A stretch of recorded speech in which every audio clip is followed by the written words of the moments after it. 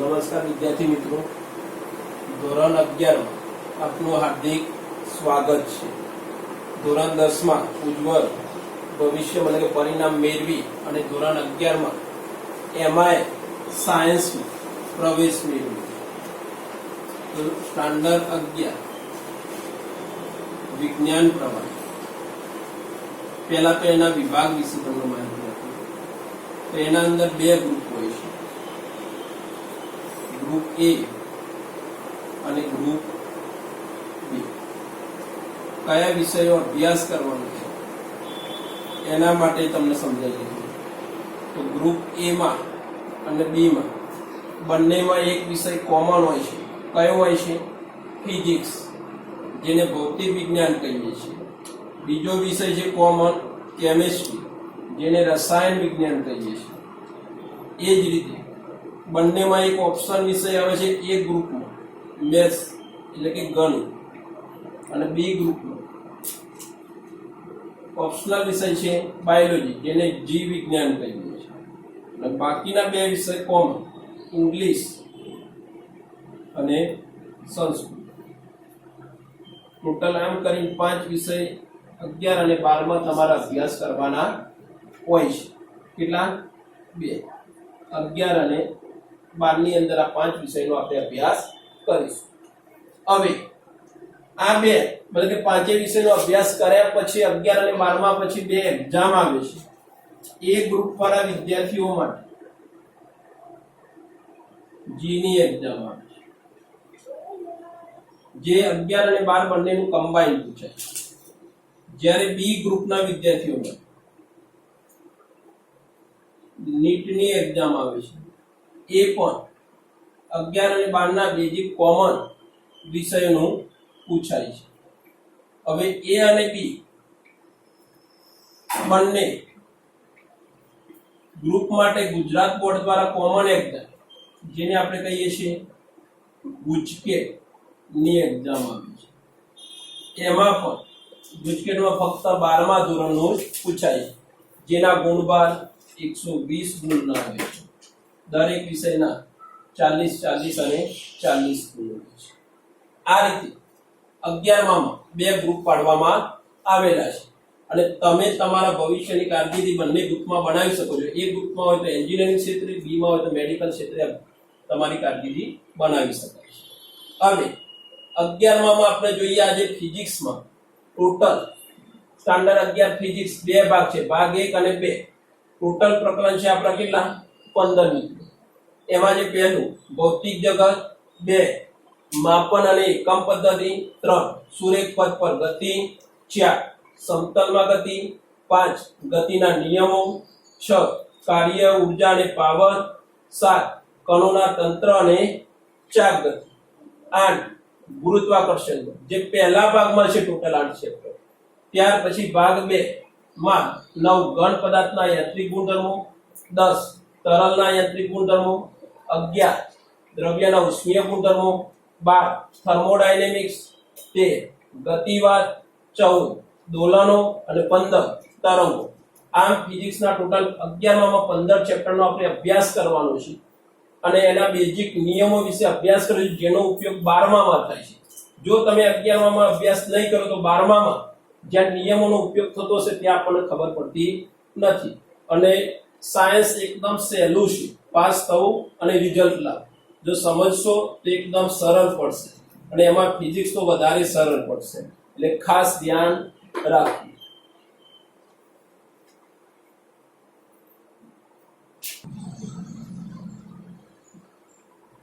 હવે 11માં ફિઝિક્સમાં પહેલા ચેપ્ટરને રવા દઈ અને સીધું બીજું ચેપ્ટર લઈએ છીએ, જે ખૂબ જ અગત્યનું છે, ચેપ્ટર 2 માપન અને એકમ પદ્ધતિ।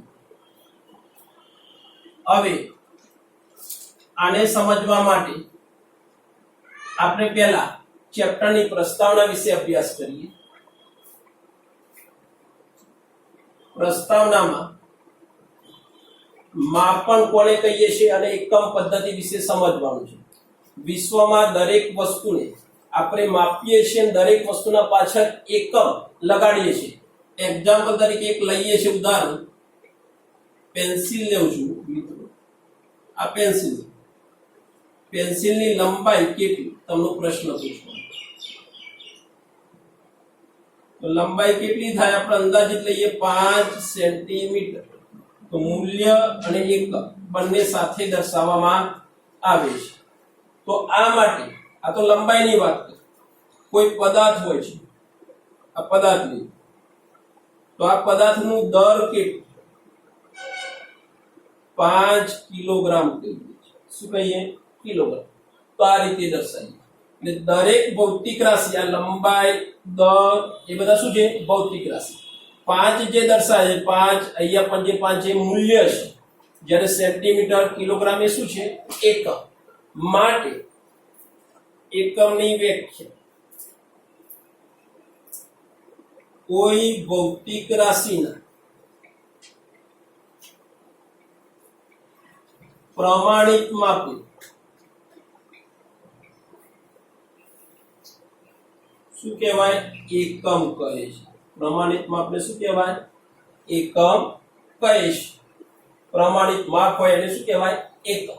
હવે એ જ રીતે કહીએ તો આ ભૌતિક રાશિઓના પ્રકાર કેટલા છે? ભૌતિક રાશિઓના પ્રકાર આ મુખ્ય બે લઈએ છીએ, પણ છે કેટલા મિત્રો? તો 3 છે. હવે એમાં ત્રણેય ભાગ અહીંયા તમને સમજાવીએ. પહેલો ભાગ લઈએ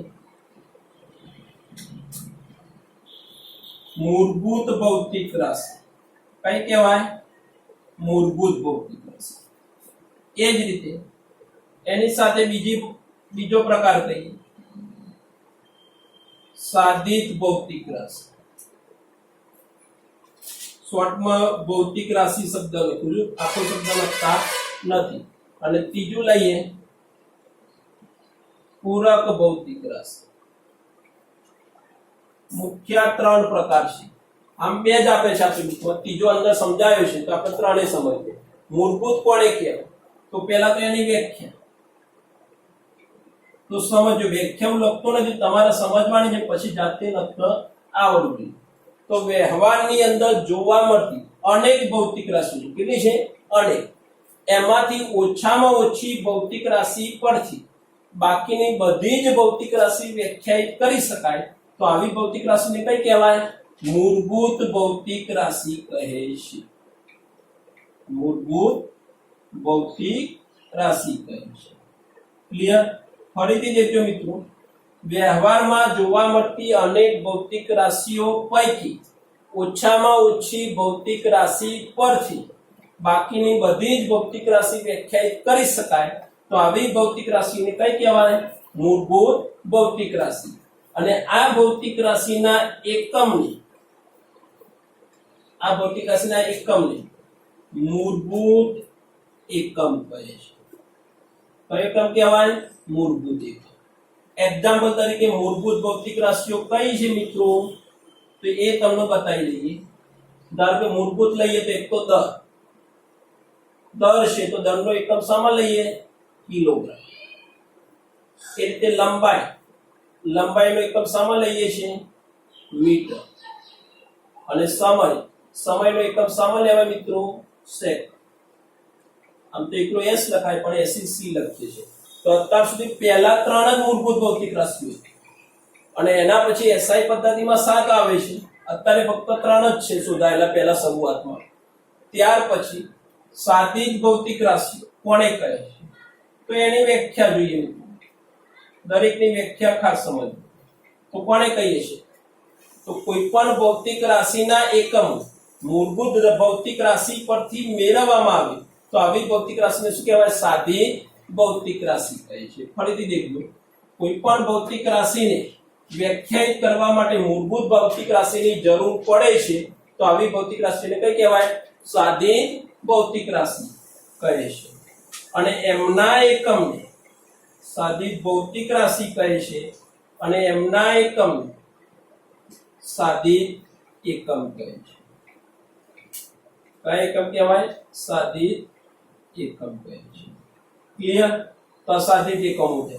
એક્ઝામ્પલ તરીકે લઈએ, ધારો કે ક્ષેત્રફળ એકદમ સહેલામ સહેલું ક્ષેત્રફળ કોને કહીએ તમને ખબર છે, લંબાઈ ગુણ્યા પહોળાઈ LB, એકમ શું થાય મીટર. તો એનો મતલબ શું થયા, મૂળભૂત ભૌતિક રાશિ બે વખત, એકના એક વસ્તુ બે વખત થાય તો એને કહેવાય સાદિત ભૌતિક રાશિ. એ રીતે આપણે એક બીજું અલગથી લઈએ વેગ. તમે ભણેલા છો આગળ 10માં. વેગ બરાબર શું કહેવાય, અંતર ભાગ્યા સમય. અંતરનો એકમ શું થાય મીટર, સમયનો એકમ સેકન્ડ થાય.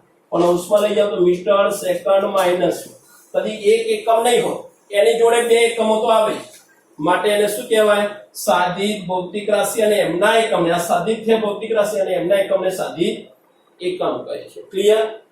હજી આગળ જઈએ, પૂરક ભૌતિક રાશિ. પૂરક ભૌતિક રાશિમાં એમાં 3 ભાગ છે, એની વ્યાખ્યા નથી પણ એના 3 ભાગ કયા કયા.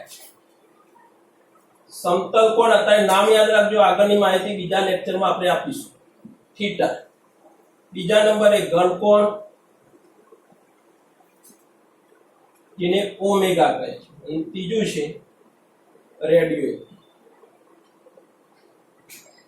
Radio active. તો આ 3 છે, બુકમાં 2 જ આપે છે, ત્રીજું ખાસ યાદ રાખવાનું રેડિયો એક્ટિવિટી. એના વિશે એના એકમો માહિતી ને બધું બાકી છે. પૂરક ભૌતિક રાશિ અને એમના એકમોને પૂરક એકમો કહે છે. એમના એકમો તો કયા એકમો કહેવાય, પૂરક. તો આપણે અહીંયા ભૌતિક રાશિના પ્રકાર સમજાવ્યા 2, મુખ્ય 2 છે, મૂળભૂત અને સાદિત. પૂરક છે પણ પછી તો હવે એની વ્યાખ્યાઓ બંનેની આવડવી જોઈએ.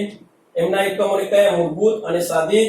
કેવી મૂળભૂત, પહેલા કેટલી ભૌતિક રાશિઓ હતી 3, પછી કેટલી છે સાદિત, તો અસંખ્ય છે. સાદિતમાં કોઈ લિમિટ છે નહીં, પણ મૂળભૂતની લિમિટ છે. મૂળભૂતમાં 3 અને પછી SI પદ્ધતિ જ્યારે શોધાયેલી છે ત્યારે 7 ભૌતિક રાશિઓ એ મૂળભૂત છે. એટલે આ તમને બેઝિક ફક્ત પ્રસ્તાવના સમજાય, માપન અને એકમ પદ્ધતિ. આના પછીનો ભાગ છે એકમોની આંતરરાષ્ટ્રીય પદ્ધતિનો આપણે સમજીએ. તો ક્લિયર, એ પછીના લેક્ચરમાં આપણે કન્ટિન્યુ કરીએ છીએ.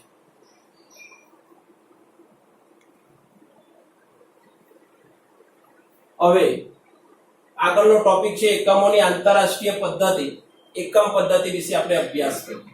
એકમ પદ્ધતિઓ કેટલી છે, અત્યાર સુધી વિશ્વમાં જુદી જુદી વૈજ્ઞાનિક પદ્ધતિઓ ટોટલ 5 થઈ છે. કેટલી? 5.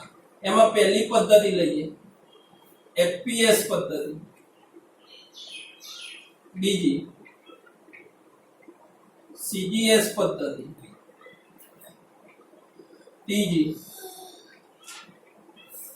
MKS પદ્ધતિ, ચોથી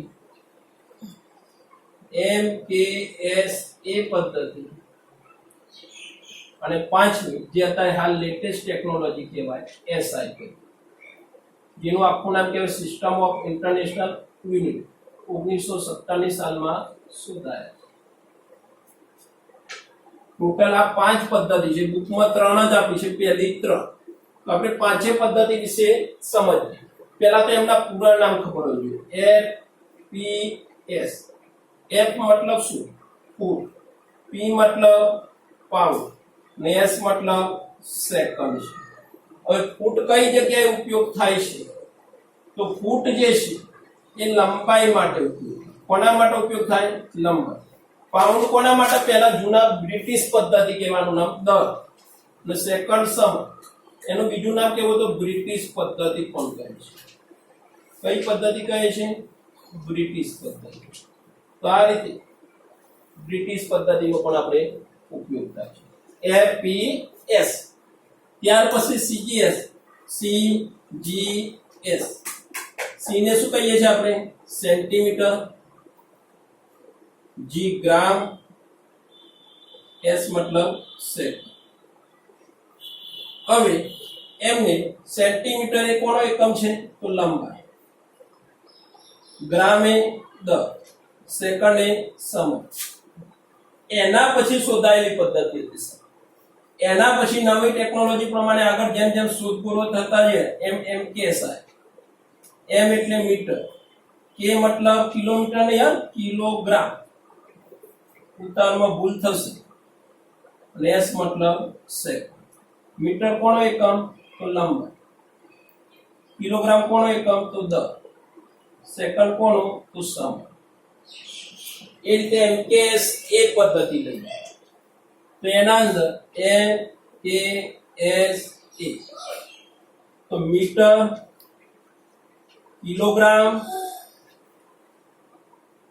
સેકન્ડ અને એમપી. હવે મીટર કોનો એકમ એ તો તમને ખબર જ છે, આગળ જોઈ ગયા. લંબાઈ.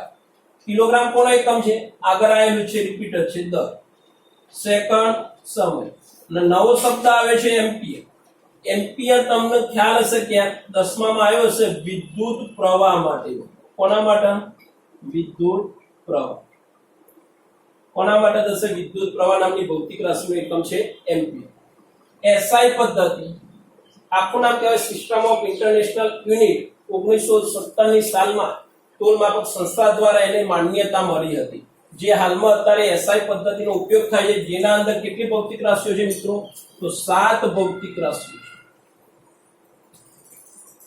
7 ભૌતિક રાશિઓ છે. આ 7 ભૌતિક રાશિઓને જ અત્યારે હાલ મૂળભૂત ભૌતિક રાશિ કહેવાય. આ 7 ભૌતિક રાશિઓને જ કઈ કહેવાય? મૂળભૂત ભૌતિક રાશિ કહે છે. એમાં પહેલાથી લઈએ તો દર, 2 લંબાઈ, 3 સમય, 4 વિદ્યુત પ્રવાહ, 5 થર્મોડાયનેમિક્સ તાપમાન, 6 જ્યોતિ તીવ્રતા અને 7 દ્રવ્યનો જથ્થો. ટોટલ આ 7 નામની ભૌતિક રાશિઓ છે. હવે સાથેના એકમો જોઈએ મિત્રો. દળનો એકમ કિલોગ્રામ, લંબાઈ મીટર, સમય સેકન્ડ, વિદ્યુત પ્રવાહ એમ્પિયર, થર્મોડાયનેમિક્સનું તાપમાન કેલ્વિન, જ્યોતિ તીવ્રતા કેન્ડેલા, દ્રવ્યનો જથ્થો મોલ કહીએ છીએ. શબ્દોમાં કહી દઈએ. કિલોગ્રામ વડે દર્શાવી શકાય, મીટર, સેકન્ડ, એમ્પિયર, કેલ્વિન, જ્યોતિ તીવ્રતા એટલે કેન્ડેલા, એનો એકમ જે જ્યોત હોય છે એનો છે પ્રકાશનો, અને મોલ. કેમિસ્ટ્રીના અંદર આ મોલ શબ્દ આવશે દ્રવ્યના જથ્થા, કેમિકલ રસાયણનો ઉપયોગ થાય એના માટે છે. તો મૂળભૂત ભૌતિક રાશિઓ અત્યારે હાલ કેટલી છે? તમારા 7 નામ યાદ રાખવાના. આમાં 8મું નામ એડ પણ નથી કર્યું. આટલા એકમો મૂળભૂત છે તો આટલા યાદ રાખવાના. મૂળભૂત ભૌતિક રાશિઓ કેટલી? 7. મૂળભૂત એકમો કેટલા? તો 7. એના વગર 8મું કોઈ નામ અંદર એડ થતું નથી મિત્રો. આટલું યાદ રાખવાનું. આના પરથી તમારા સાધિત ભૌતિક રાશિઓ મેળવવામાં આવે છે. અને પૂરક ભૌતિક રાશિઓ 3. એટલે તમારે પણ સાધિત કઈ તો 7 મૂળભૂત અને 3 પૂરક, એટલે 7 ને 3 ટોટલ 10 થશે. ટોટલ કેટલા છે? 7 ને 3 10. 10 ભૌતિક રાશિ વગર કોઈ પણ નામ દેખાય x y z તો તમારે એને કઈ ભૌતિક રાશિ કહેવાય? સાધિત ભૌતિક રાશિ કહેવામાં આવે છે. ક્લિયર મિત્રો? તો અહીંયા આપણે એકમ પદ્ધતિ સમજાયા. આગળ સાધિત એકમો, સાધિત ભૌતિક રાશિઓ તમને કહી દીધી વ્યાખ્યા. સાધિત તો અસંખ્ય છે, એ બીજામાં આગળ ભાગમાં પણ તમને યાદ કરાવીશું. અને આના પછીના ભાગમાં આપણે પૂરક ભૌતિક રાશિઓ વિશે જ ફક્ત અભ્યાસ કરીશું મિત્રો. તો આગળના બીજા લેક્ચરમાં આગળ આનો અભ્યાસ કરીશું મિત્રો.